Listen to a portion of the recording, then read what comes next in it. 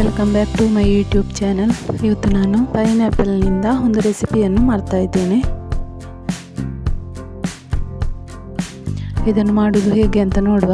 ಅದಕ್ಕಿಂತ ಮುಂಚೆ ನನ್ನ ಚಾನಲನ್ನು ಸಬ್ಸ್ಕ್ರೈಬ್ ಮಾಡದವರು ಸಬ್ಸ್ಕ್ರೈಬ್ ಮಾಡಿಕೊಳ್ಳಿ.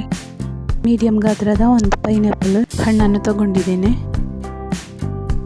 ಇದನ್ನೀಗ ಸಣ್ಣದಾಗಿ ಕಟ್ ಮಾಡಿದ್ದೇನೆ. ಇದನ್ನೊಂದು ಪಾತ್ರೆಗೆ ಹಾಕಿ ಇದಕ್ಕೆ 2 ಗ್ಲಾಸಿನಷ್ಟು ನೀರನ್ನು ಹಾಕಿ ಇದನ್ನು ಬೇಯಲಿಕ್ಕೆ ಇಡ್ತಾ ಇದ್ದೇನೆ.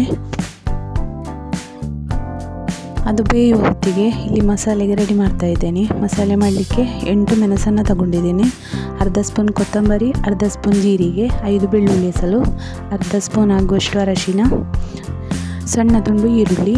ಇದಿಷ್ಟನ್ನು ಅರ್ಧ ಗ್ಲಾಸಿನಷ್ಟು ನೀರು ಹಾಕಿ ಗ್ರೈಂಡ್ ಮಾಡ್ತಾ ಇದ್ದೇನೆ. ಪೈನಾಪಲ್ ಈಗ ಬೆಂದಿದೆ. ಈಗ ಇದಕ್ಕೆ ರುಚಿಗೆ ಬೇಕಾದಷ್ಟು ಉಪ್ಪು ಹಾಕ್ತಾ ಇದ್ದೇನೆ.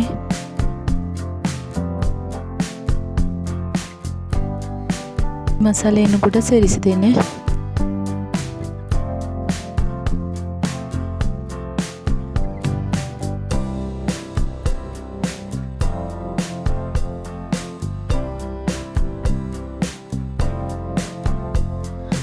ಇನ್ನೊಂದು 10 ನಿಮಿಷ ಹಾಗೆಯೇ ಕುದಿಲಿಕ್ಕೆ ಇಡಬೇಕು.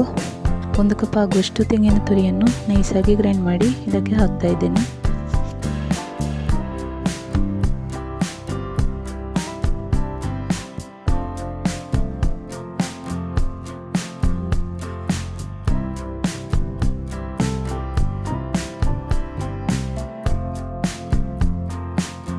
ಈಗ ಇದಕ್ಕೆ ಒಂದು ಒಗ್ಗರಣೆಯನ್ನು ಹಾಕ್ತಾ ಇದ್ದೇನೆ. ಒಗ್ಗರಣೆಗೆ ಸಾಸಿವೆ, 2 ಮೆಣಸು ಹಾಗೂ 4 ಬೆಳ್ಳುಳ್ಳಿ ಎಸಳನ್ನು ತಗೊಂಡಿದ್ದೇನೆ.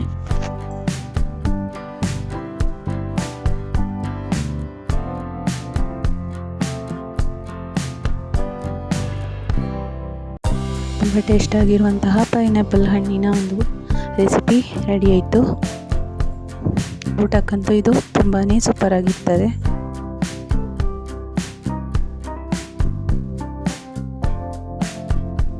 ಮತ್ತೊಂದು ರೆಸಿಪಿಯೊಂದಿಗೆ ಇನ್ನೊಂದು ವಿಡಿಯೋದಲ್ಲಿ ಸಿಗ್ತೇನೆ. Thank you for watching.